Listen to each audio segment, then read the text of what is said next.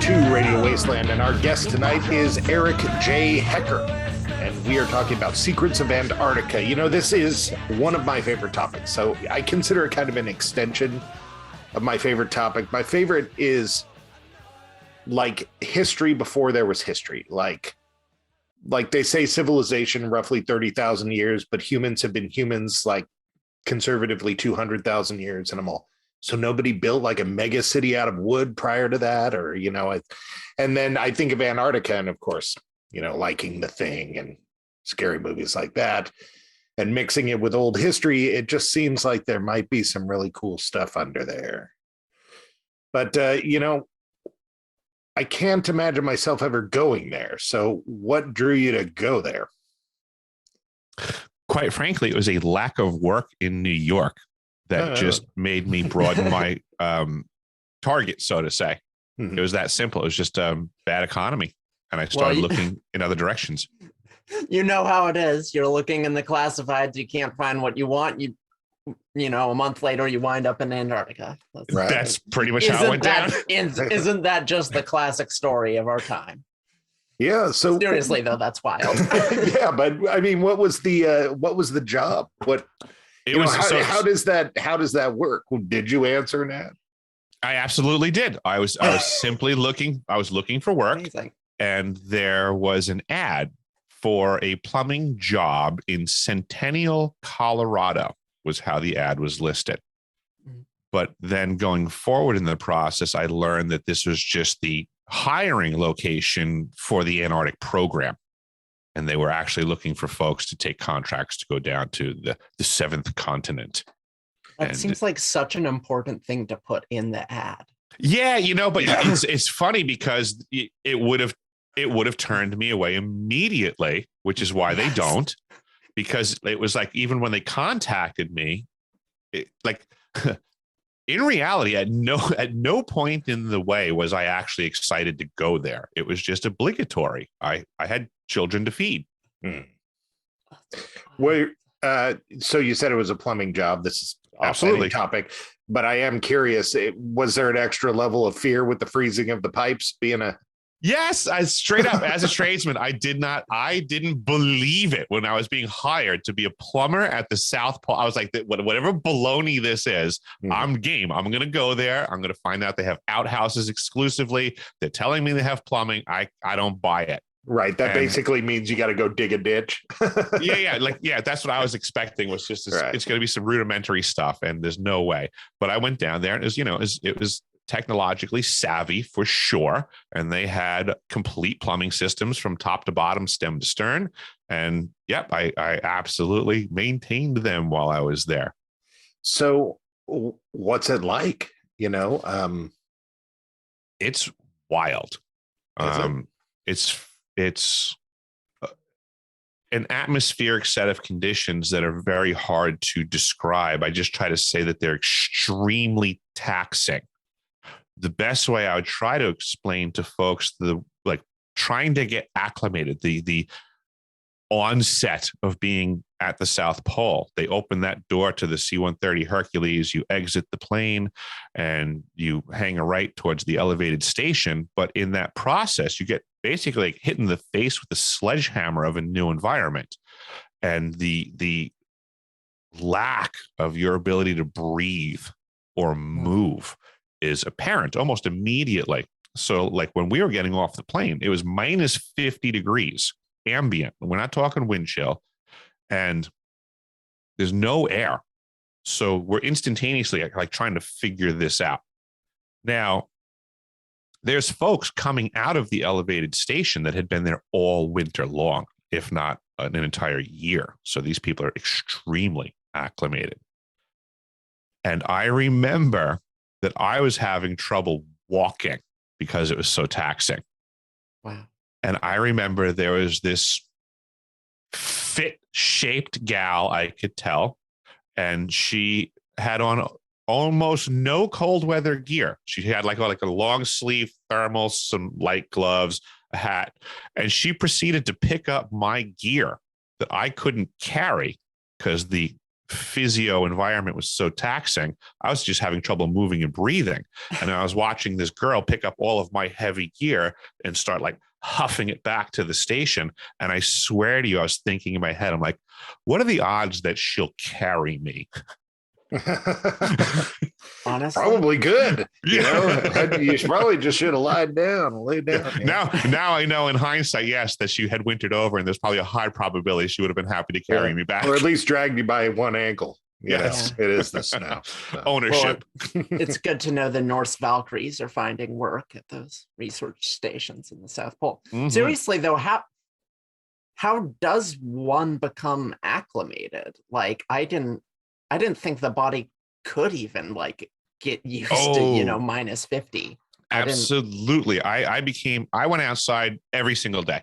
So more so than a lot of people at the facility, I became extremely acclimated to the South Pole environment. And I went down to minus 103.4 officially in something known as the 300 Club, where it's a market thing for temperature drop, so to say. But those are ambient temperatures. So everything in between, minus 50, minus 60, minus 70, minus 90s, these are all real things that you have to learn to dress for. And, Right. in a way, like going back to the ancient mystery schools of old, to know thyself, you have to really learn to know thyself when you're at the winter at South Pole Station. And it has a lot to do with just surviving Mother Nature.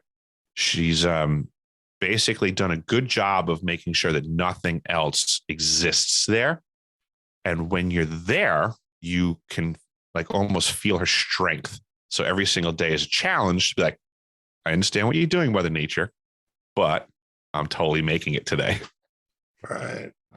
Well, when you say know yourself, do you mean like knowing like how your body is responding to something? Exactly. What does that mean? Exactly. Okay. How your body's going to respond. You have to learn your body versus that environment. So before you exit the doors, we have what we call the scroll in the galley, and it has all the vital information for the exterior. It tells you the temperature, it tells you the wind speed, the direction, visibility, stuff like that. So before I would ever egress the building to go do my rounds at other buildings, I would check the scroll, find out what the weather's going to be, maybe talk to some other folks that might have been out and about recently, and then prep up. So you have to gear up. You have to assess, what is your goal? What are you doing out there? Are you just walking from building to building? Are you stopping to do stuff outside? How long do you plan on being outside? What tools are you carrying? What materials are you going to be touching? Because you can wear all your warm stuff while you're walking around, but once you start have to work outside, I mean, I'm a tradesman. So there's a point, at some point, you're going to be stripping down your gloves. Your hands are going to be more used.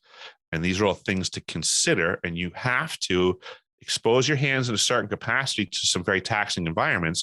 And you have to learn yourself to know when is enough, because these things really start to matter very fast.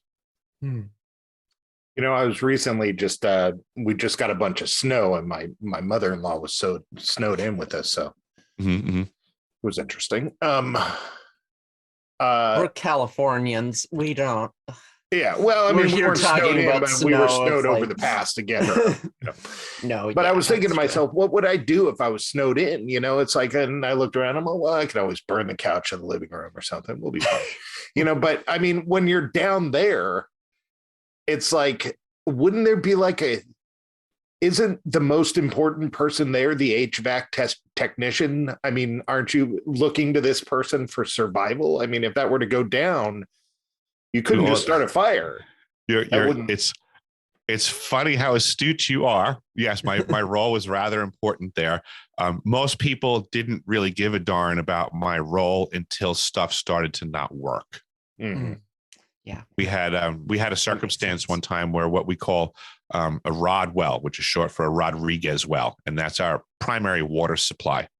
And I'll just say that our rod well went down one day in a very catastrophic fashion in the middle of winter. That's our primary water supply. Right. We spent 23 and a half hours straight in minus 90-degree temperatures getting that system up and running. And that's like the worst substance to work with in that temperature. It was a if you spring challenging a leak, as soon as it starts coming, I assume it freezes instantly. Is it? It was a challenging shift. We had a lot of stuff to do, and it was amazing how the entire staff came together to support what we were doing. I was literally in motion working for hours and hours and hours and hours while scientists were putting food in my mouth so that my hands could keep working. Wow. That's like what was going on. It was like, this dude's got to work, but he also needs to eat, but he can't stop working. So we're going to feed him. Right. Well, that's how serious things could get. Yeah. So was there ever a point that you were thinking that I might kill these people if I don't do my job right? Oh, that's no. I do my job correctly. Okay, so that's a lot of confidence, because I think that about my job, and nobody's life is on the line. Totally understood. I take great pride in what I do, and I sling tools with confidence. I was there for a reason, and we had incidences. I'll just say where things broke and could have been a lot worse, I would say, but I slung tools. Everything's okay, and I got a document that said thank you very much. So survival there. In general, it just, I don't know. It's like, is the wind, how about this? Do the movies do it justice when they show us how hostile the environment is? When we look at movies like The Thing, of course, is what's going to come to my mind, but do the movies do it justice? Because like in the movies, it's like, I'm constantly thinking like the other side of that wall is like, outer space. Might as well be outer space. It absolutely might as well be outer space when you're in Antarctica. Absolutely. For sure. So in the dead of winter on a clear day, because the South Pole Station is at 9,300 feet of elevation actual, with not anything to be seen for 360 degrees in any direction, nothing. So the only thing that you have to do at that elevation is just simply lift your head up a few degrees. And then at that point, you can pan around. And you don't even see the Earth anymore. You're just in space. There's nothing else to be seen. Yeah. Exactly. Everything else, you just lift your head up a few degrees, and now you can go 360 degrees around, and you don't see anything but space. And boy, oh boy, is it dense, dense, dense clusters of the most beautiful space that could be seen from this planet is wintering at South Pole Station.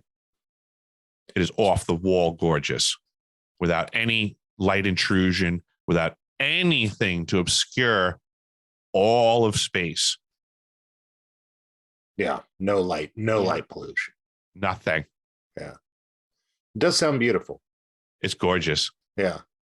But when you say 360 around here, are you talking totally flat? Like we're not even talking it's completely flat. Crags or anything. It's like oh, there could be drops. That's a potential problem. There could be cracks and stuff like that. That's an issue because we are 2 miles up from pay dirt, so to say.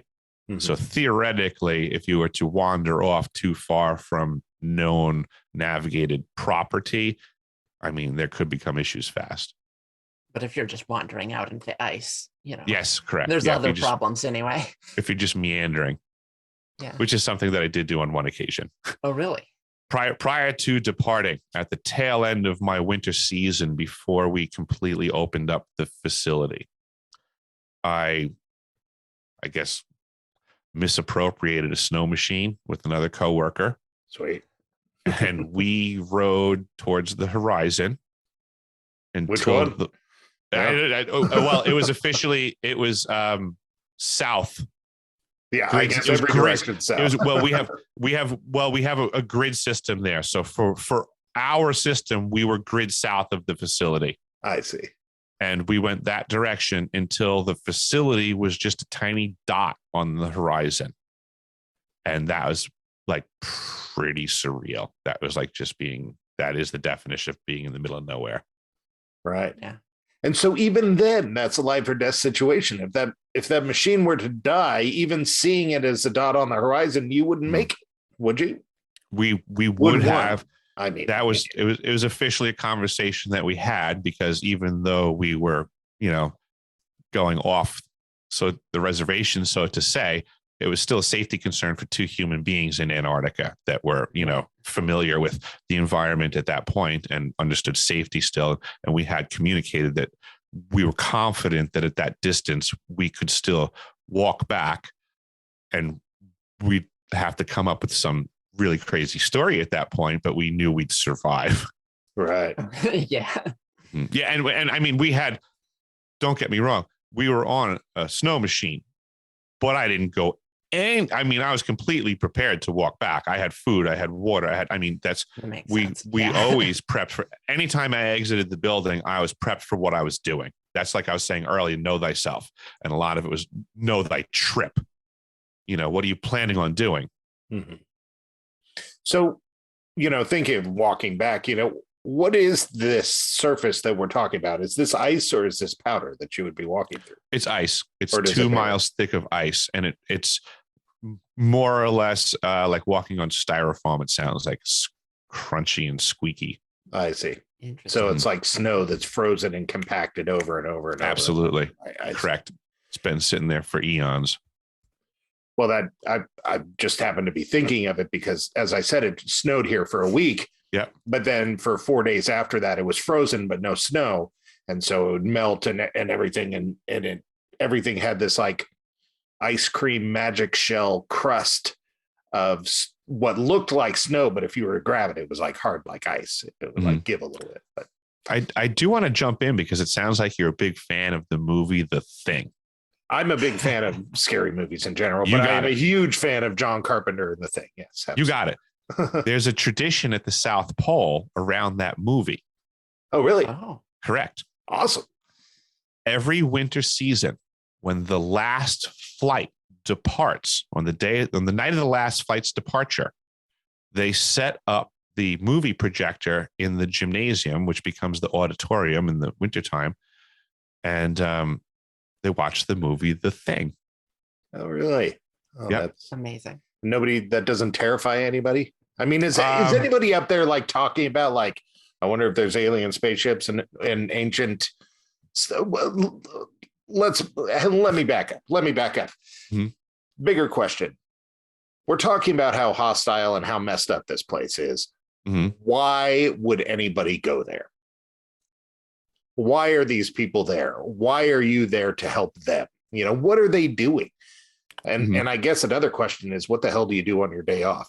But what are all these people doing down there? Is it mostly environmental studies? That's the pretense, is that it's environmental studies, and they're looking out into the cosmos and trying to learn all kinds of science, which I get, and I'm not negating that there's some value to that. But what I'm also learning from my direct firsthand experiences is that the numbers don't seem to jive, that it seems like it's costing them a lot more money to accomplish supposed science, when it turns out that it looks like there's more nefarious things going on with the technologies down at the South Pole. Interesting. How do they, raising a family and growing up in a home, it's not easy to hide anything from anyone in this house. So I can't imagine being in that sort of situation, so crammed together, and being able to really hide anything. How big of a facility are we talking here, I guess? Oh, geez. It's rather large. Imagine it. I would say it's like the size of a high school would be the way that I would put it. It's like it's got its bigger areas like a gymnasium or common spaces and things like that. But then you have berthing compartments and stuff. But all in all, it's about the size of a school, Yeah. So, but as far as hiding things, were you ever in the military? No. Okay. No. You need to become familiar with the term compartmentalization. I am familiar with that. Yes. There you go. Because that's all that's going on is, this is the world going on around us right now. Everybody's become a specialist. Nobody's really well-rounded anymore. So everybody hides in their little corner and plays ignorant because, heaven forbid, they have an opinion on things outside of their specialty. Plus, they really couldn't. I bring this up a lot, like that, even as far back as Benjamin Franklin, one man was capable of having a grasp of all the world's sciences. But now you got one guy who spends his entire 40-year career working on AB email campaigns. And like, he is the master of AB email campaigns, but he can't do anything else, you know? Right. So how did that man get ruined? Because nothing changed. And like Ben Franklin said earlier, one man could have the knowledge, but I would suggest that it's through the application and intentions of outside forces that are oligarchy-like, that have driven people to think that you can only know one thing.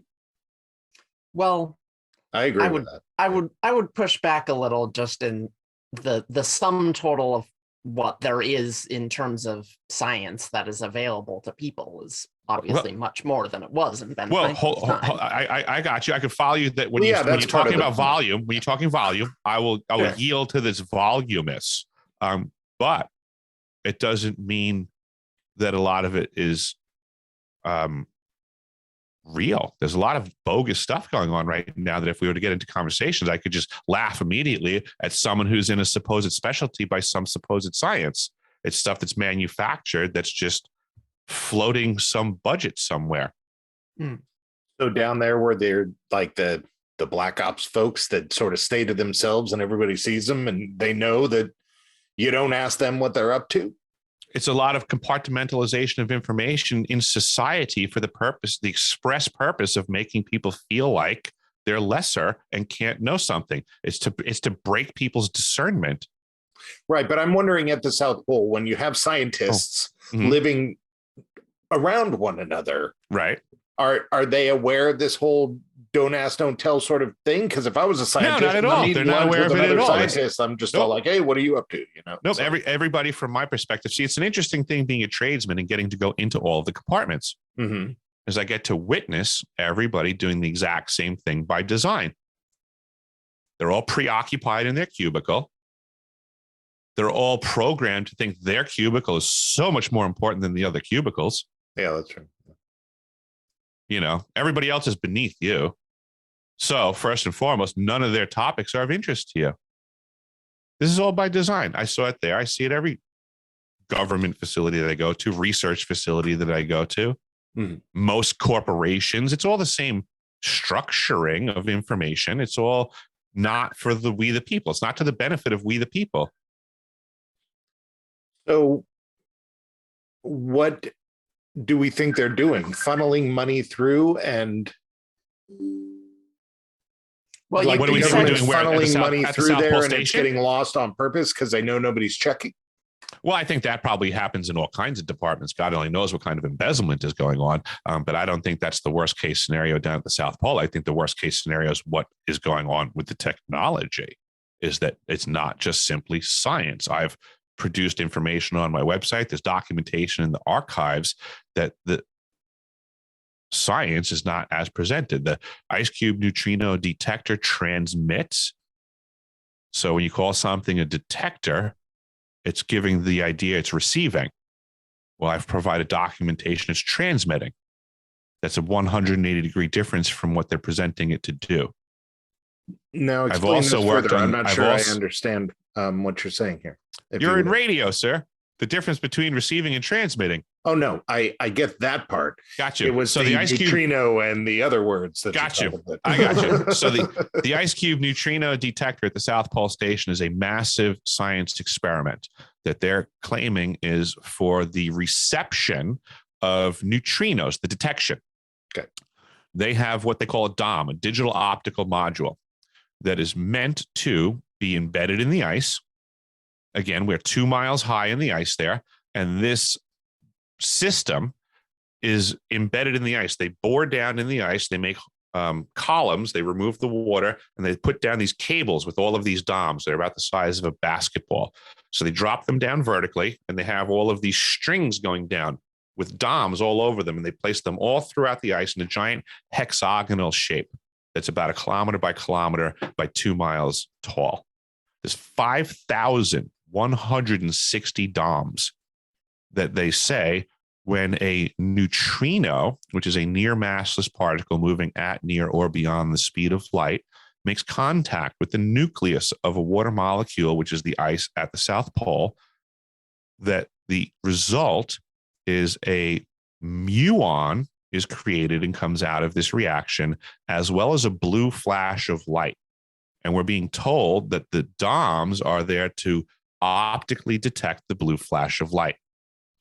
Okay, I have actually seen something about this where they're Gotcha. using the density of the water for the near massless neutrino to pass through, and they're hoping the density will slow it down enough to. Well, they just want to make contact. Otherwise, it'll just go through everything. Right. Neutrinos are so small they'll go through the in between the theoretical electron shell and the nucleus of an atom. They're that small. So they're going through us right now by the billions and trillions as we're sitting here. But the contact is few and far between. Now you're suggesting that that's not what they're doing. I've provided documentation. It's not even a suggestion at this point. I provided documented fact on my website, deciphering.tv. In the archive section, look up DOM document. And it states very clearly that the DOMs also can transmit at up to 2,047 volts per DOM times 5,160. So I've been working with other folks, electrical engineers, smarty pantses, and other folks behind the scene and whistleblowers that are connecting the dots. And it appears that what this detector also is a large torsion field generator, which puts it on the list of nefarious directed energy weapons and the possibilities of everything that falls under the responsibility of that umbrella, as well as what I'm finding out, what appears to be an interstellar communications device.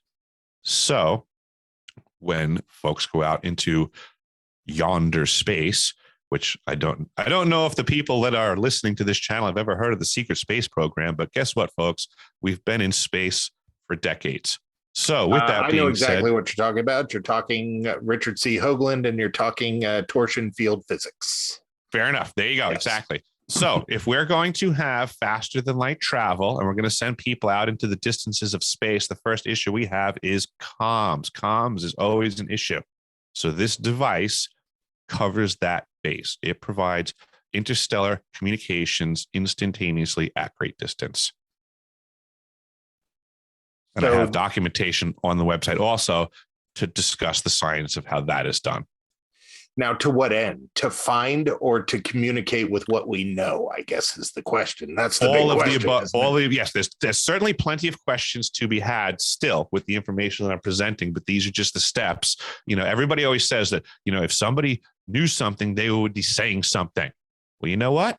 Here I am. I know something. I'm saying something. Take this information, folks, and spread it around. Stuff going on at the South Pole that we can prove. There's a lot of people with a lot of conjecture about what's potentially going on down in Antarctica. And I'm not against the idea of aliens and all kinds of things. I support the possibility of all of these things. But I want to start with the conversations where we can prove things. Right now, we're staring down the barrel of a directed energy weapons system, and there's some at the South Pole Station that I've already proven right now. So I'm very biased. I'd like to discuss that before we discuss the theoretical stories of threats. Okay, well, one pushback you're going to get from science in general is torsion field physics, and that they're going to say that's not the case, and that's not even a thing. Now, that's cool because they'd have to go there and take pictures and prove me wrong because I've already been. That's what I want to know. It's like down there was there. Down there where their scientists. I've already found the documents, so they would have to do a lot more work to prove me wrong. I've already provided the facts. This is what's going on. That's my point. But down there, were there scientists openly discussing the topic, or what topic? Torsion field physics. Like, of course not. They were compartmentalized into thinking that they were looking for muons. Gotcha. Yeah, that's what that's how compartmentalization works. Yeah, I'm just curious if there's like the silent, the talk the talk behind the scenes, but it's so compartmentalized. You're saying that the talk doesn't even go on. Oh, well, if you want to put it that way, hold on. No, if you want to put it that way, no, I get what you're getting at, because this is actually, and I'm going to be straight up honest. It's because it's frustrating, because I just gave you the facts and apparently it's not enough. Here's the facts. I had those talks. I became the mouthpiece. Those are the facts. Well, I mean, you giving me the facts isn't enough, because lots of people throw things out there and tell me they're the facts, but then you didn't do your research, sir, because the facts and the documents are on my website. They're available. They're public already. Right. I've already produced them. They're available. But I'm talking to you about it. I want to get the information from you. Then go to my website at deciphering.tv. In the archive section, there's documentation that substantiates everything that I'm saying. It's not conjecture, sir. Yes. Well, I'm sorry. You seem to have the impression that I'm trying to argue with you, and I'm not. It sounds that way. It sounds like you're trying to discount what I'm saying and I ask most certainly am not. For more corroboration when I feel that what I've stated was of great value to begin with. Well, I'm by no means doing that. What I'm doing is throwing out what the listener might be thinking, so that I can have you answer the question that the listener understood. Might be That just substantiates what I just accused you of, is that what you're not doing is taking what I'm saying. What you're doing is then supposing a listener's discounting position and voicing it for them. No, I'm just trying to help us all get a better understanding of what you're saying. 10-4. I mean, ask away. The listeners are going to be skeptical. You can't, No they're problem. naturally going to be. You can. No you problem. Can That's say why I it's produced. on the website. Understood. Sure, That's why I already produced the facts. You can be a skeptic all you want, but then you'd just be wrong, because I've already produced the documentation. Right, but you have a whole world. I have pictures. Going I have against videos. a lot of these I have belief documents. systems. No problem. Then the whole world would be against my proof. That's okay. So you're saying that that's they have their to go to the discounting website. position. The whole world asks for proof, so when they get it, they should accept it. How's that? All right. Well, it's hard, if because there's a lot of proof that isn't. How many people do you know have been to the South Pole, sir? Just one now. There you go. Yeah, you. Just So who should people be listening to? Well, I mean, Who's really been there? There's a lot of people talking about it, but I who's don't been doubt there? anything that you've told me up until this point. I'm just saying that you're going to. So you're doubting on behalf of the audience. You can inquire at any time about the stuff that I'm saying. You don't just have to doubt on behalf. I don't think that I am doubting. But let me ask you this. I think. How do I get out of this part of the conversation and get Ask back to you? anything you want to know about Antarctica. Fire away. Well, I would like to know if there's any of these scientists down there that have a knowledge of what you say is going on. I can't speak on behalf of anyone other than myself, sir. Do you have any questions for me? I thought I did, but you just ask me about other people. I guess. I have my own experience. I think you're misunderstanding my show. I don't really fight with people. I just ask them and they tell me. I'm not telling you. I've been on a lot of shows. People usually ask me of my experience in Antarctica. They don't ask me about what a scientist thought in Antarctica. Okay. I can't speak on behalf of other people, sir. Okay. I'm getting the implication that you don't want to be here anymore, and that's I totally want to be here. I don't know why you would say that. I absolutely want to be here 100%. Because I'm trying to get off this argumentative train, and you're not. I'm not arguing. I'm open to any question that you have, sir. I'm happy to be here. Okay. How about this? The voltage doesn't necessarily mean that it can be directed. Why do we think that it's a weapon to fire outward? Because it can be directed. Just because you said it doesn't necessarily mean that it can be, doesn't mean that it's not being. Right. So since they're lying about it, it's a very fair question as to what they are actually doing with it. So do you think that we have reason to be scared of what's out there? I mean, 100%. Nobody creates a super weapon to fight nothing. I agree that nobody creates a super weapon to fight nothing, but I don't believe that the target is off planet. I believe the target's the population of the planet. Okay. I don't if I were to pull this from that, the implication would be that the top of the compartmentalized chain might not be human. That's a possibility, as always. It's terrifying, I guess, especially in the ice. That's what I'm trying to present to the world, that there's a greater threat and a harsher conversation that needs to be had. I get that all of these other conversations have value, but it's also questionable. I don't know if you've ever heard of an outfit called COINTELPRO. Heard of what? COINTELPRO? No. So COINTELPRO is a faction of the FBI that was busted during the church committee hearings back in the day. And their whole mission was to infiltrate basically every argument and control both sides of it. Sure. Like doublethink and right. So yeah, my old boss had the theory that Greenpeace was solely put together to get all the wackos on one list, so that the government could keep track of them. And I'm like, that's not a bad idea. There's a logic to his thought. Absolutely. Right. And you and I and he would certainly not be the first ones to think that. And certainly other people would have put that to action decades before, because other people would have been tasked with thinking things like that. Now, when you're down at the South Pole, are you thinking of this at the time that you're down there, or is this in hindsight? Is this when you're down there, you're thinking something nefarious is going on here and I'm trapped at the corner of the world with possibly something nefarious going on? Or was it in hindsight, you kind of look back and go, that didn't make sense and that wasn't right? It was a combination.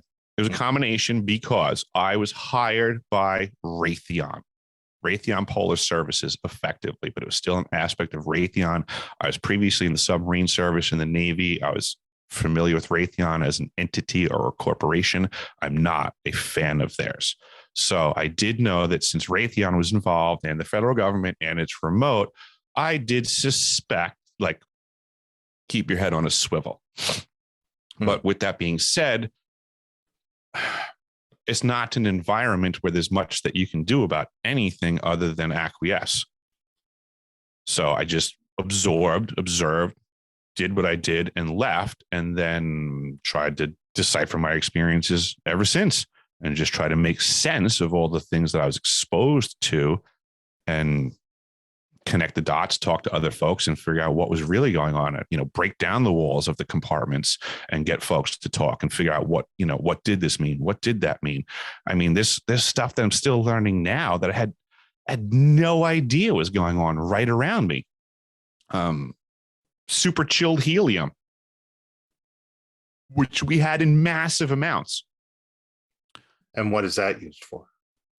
We were using it for the telescopes.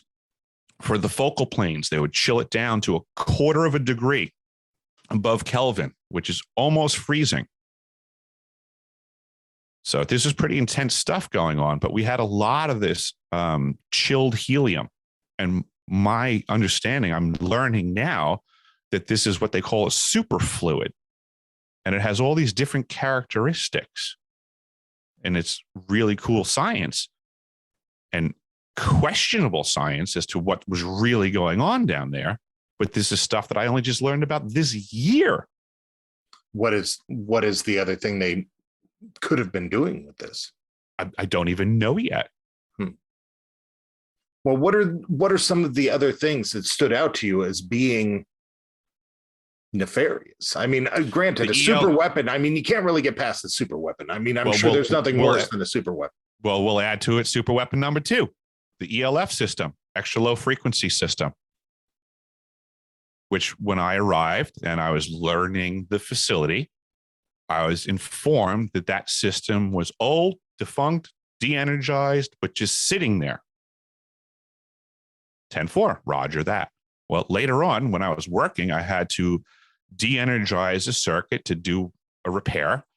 And then just, standard operating procedures, go to the circuit breaker panel and make sure everything's locked out and tagged out appropriately. But as I'm going through the numbers and the breakers, I see that there's this breaker that I'm seeing on that's labeled to be in the off position. And I'm going, what the hell is going on here? I wound up getting in touch with some folks. Long story short, I find out that the ELF system, which is that circuit breaker, is still energized. It's still on. It's not off.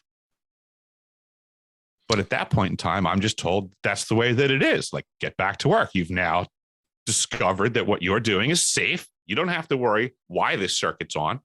Right. You just have to know that it has nothing to do with what you're doing. So get back to what you're doing. Now, what is the application of that system supposedly?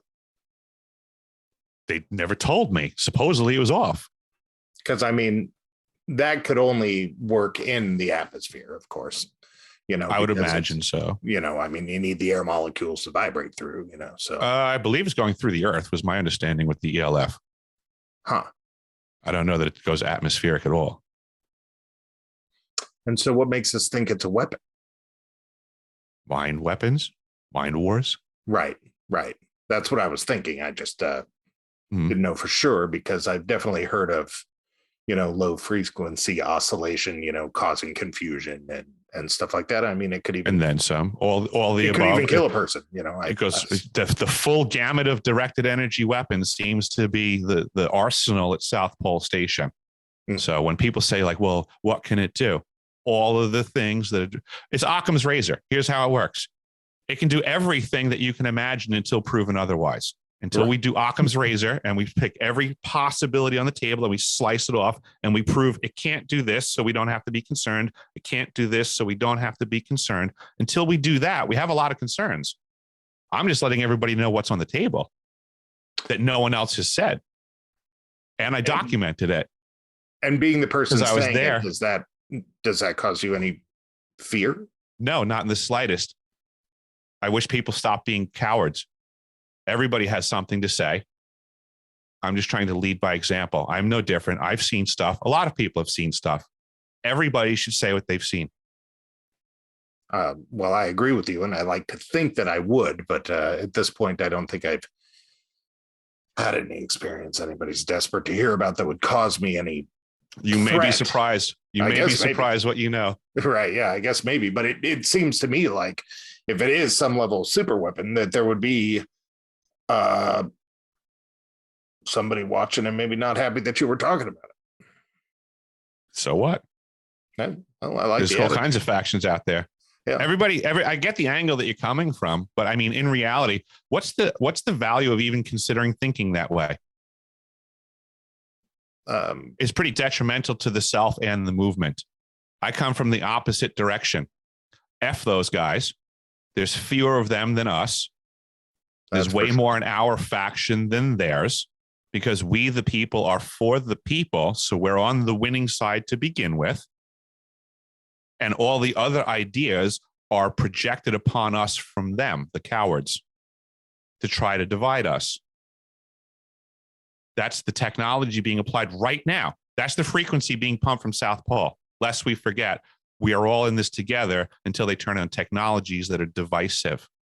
So when you want to say, what can it be doing? It could simply be saying on a frequency for everyone right now, the mask isn't a big deal, just wear it. The mask isn't a big deal, just wear it. Well, it's hard to team up against a common enemy. Well, look at what information technology is doing to people already. Everybody is so incredibly 100%. Divisive. It is next to impossible to team up against a common enemy if you don't know it exists. Right. Yeah. What's the saying? The greatest trick the devil ever pulled was convincing man he didn't exist. Fair enough. And that's the hardest thing. And I mean, on top of that, you're asking what's the motivation not to speak? Well, I mean, I got a wife, I got a family, I don't want to get killed, and between all that, it becomes very difficult to pick apart the haystack, to find the answer that you can have faith in. Totally understood. And that's why I'm just coming from a position of facts. I'm a person who has direct firsthand experience. And I'm coming firing full barrels with facts. I get there's a lot of people talking about what they think is going on in Antarctica and what mysterious whistleblower A and mysterious shadow whistleblower B said. But you know what? They're not putting their name on the table. They're not presenting anything real. Those stories don't really mean anything to me. Anybody who's interested in what's really going in Antarctica, check out what I'm talking about. I was there and I'm providing facts. I agree with you. Silent whistleblowers, I'm always like, oh, that's super interesting, but that's about where it ends, you know. Right. How do we know that's not a government informer trying to put people in the wrong direction? Right. Goldstein's Bible. Yeah. Oh, I'm not even familiar with that. Oh, it's from 1984. Okay. Goldstein's Bible was the book that ended up being the bait. Yeah. There you go. Yeah. You know, so since then, you've reached out. Who do you reach out to? I assume you're not reaching out to the scientists that you were there with. So you're forming a community trying to find people with common experiences, or people who understand the science that you're trying to understand what it's really for, or probably both. A combination of both. Absolutely. Yes. It's a matter of trying to get people, I guess, with a vision to the future and folks that have an understanding of the past and then want to make the connections, because this is not a new game. This is a long con that's been going on that people aren't paying attention to because they've been trained to be focused on their mortgage. It's pretty much that simple. We're in survival mode in this society. Most people are living day to day, paycheck to paycheck, and that's by design. Right. I mean, these are the machinations of man. This is unnatural. This is not how Mother Nature works. So this is we're in a massive system, and I happen to be in a peculiar department in a remote area where I came across a system that I learned was not operating as we were told, and seems to be more towards the detriment of the folks than they're been presented. So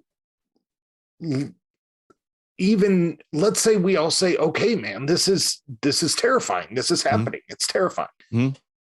What's the next step? I mean, we're not even sure who's doing it. Totally understood. Great question. What door do we go knock on? Great question. We knock on the door of thyself. Like they said in the ancient mystery schools of old, know thyself. This is extremely important in these times, because the only thing that's going on right now is the powers that be have understood, taken over ancient techniques that a man used to be able to accomplish. Back in the day, we would know that a man was a wizard or a magician or something like that. And the idea that this person could show up to you and mesmerize you and put a thought in your head existed. It was real. People could do this. It was a technique. Right. But now we have people that haven't gone through the schools and become adepts in these ancient mystery wisdoms, but because there is a reality to it, you can make a technology which almost rapes the technique, so to say. So now these technologies exist that can put a thought in your head. So just like the mystery schools of old taught for the same reason of know thyself, was because of the idea of interceding thoughts that could be placed by someone else. So to block it. Or to at least understand its presence, to discern when a thought is yours versus someone else's. There was I just saw an article the other day that they're talking about, and this is the way of the world. They're talking about how major corporations like McDonald's are looking into research and development into technologies that will allow them to give you commercials in your dreams. Can't imagine anybody well, I don't know. We have this weird dichotomy in society where everybody's pumping all their information on social media, yet also talking about their privacy and how they don't want anybody touching their stuff. So maybe they would be down for it. I don't know. Oh, they will be down for it, because they can be conditioned towards that, just like they were conditioned towards where they're at right now, lest everybody thinks they're here through free will. Right. Huh. It is terrifying when you see the stuff that people, just on an advertising level and on a marketing level, and, social media is big in the news now, where they purposefully creating an addictive drug. If they're discussing the technology being in research and development right now, do you know what that actually means? Yeah, that the military had it 10 years ago, I'm guessing. Yeah, the military had it 40 years ago then, and the corporations have been utilizing it for at least 2 decades, because what they first do is reap all the benefit before it becomes a known technology, because once the technology becomes known, then it becomes regulated. Yeah, it's like a super patent. Keep it secret. Right. Yeah. Yeah, right. They can use the technology all day long as it's never known, because then it's never regulated. There's a gentleman out there by the name of James Giordano that everybody needs to become familiar with. Mhm. Dr. James Giordano gave a talk to the cadets at West Point a few years back because they needed to understand the current battlefield. And as defined by Dr. James Giordano, the current battlefield is the battlefield of the mind. And the weapons are of that frequency. Bioweapons, directed energy weapons. He gives a wonderful talk. And he's not talking about something that's going to be happening in the future. He's talking about the way of the world now. And this is what's going on around us right now with these bioweapons and these directed energy weapons. The DoD just came out recently and was telling all of their employees how to run up the chain of command any directed energy weapons attacks that they felt they have been subjected to. Like what was it, Cuba? Havana syndrome. Yeah. Mm-hmm. Correct. There's a whole list of things that are on the directed energy weapons syndrome list, the Havana syndrome list. One of them that they go over vaguely is they say that some of the people are hearing strange sounds. That's their way of covering up the insertion of the voices where I say one needs to know thyself. The strange sound would be you, sir, hearing your own voice in your own head amongst all of the other thoughts in the sea of all of your possible thoughts that you're having. If they just insert another one, right? Do you know thyself enough to discern that one out? Gotcha. Okay. Yeah. That was actually going to be my next question, that when you say know thyself, I was thinking, okay, well, if I know myself, am I supposed to be practicing something specific? But I get what you're saying. It's observation of yourself. When Jiminy Cricket's talking to me, is it me or isn't it? Correct. Gotcha. Yep. Absolutely. When you're sitting there and you're in a crossroads and you're deciding amongst yourselves, because you have different opinions amongst your ideas in your own head and you're coming to a conclusion. That's that insertion point that they've learned to impact. Well, I could see it's an effective one. It's extremely effective. Yeah. It's been going on for decades. Look at the world around us. This is what I'm trying to impress upon people. I'm not talking about a threat in the future potentially. Letting them know these systems are up and running. Yeah, I got to tell you, I'm a skeptic about just about everything in general, and people are just all, do you? I'm not even sure. I'm not even sure I exist. But I got to tell you, in my life, there have been points where I've heard myself talk to myself, and I thought it was weird, and it was totally out of the normal, and it made me very uncomfortable and kind of nervous. We all do it. Where you think like, that was oddly audible. Am I going crazy or something? So this story, I don't like this one. It is uncomfortable, but this is who we really are. This is our actual constitution. I mean, let's look at humanity through the dawn of time, just like you were saying earlier.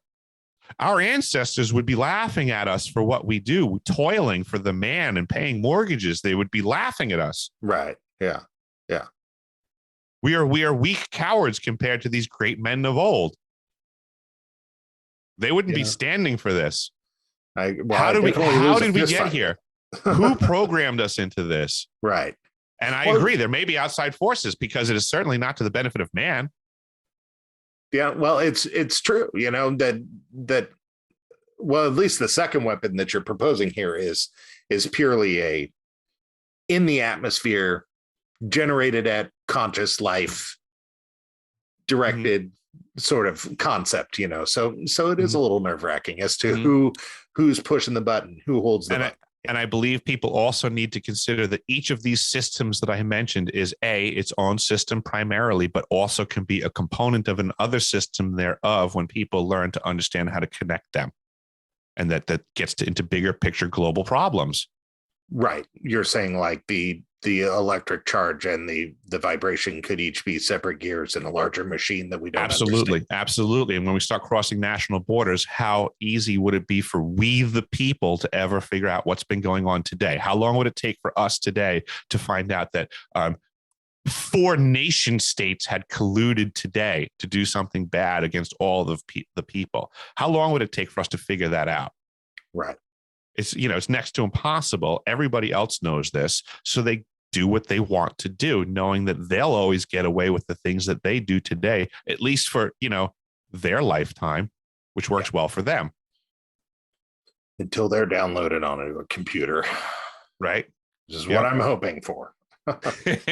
Oh, I don't want that. Humanity all the way. Yeah, there's a great song by Bright Eyes called Arc of Time with a great verse about being downloaded onto a computer. But unfortunately, we're at the end of our hour here.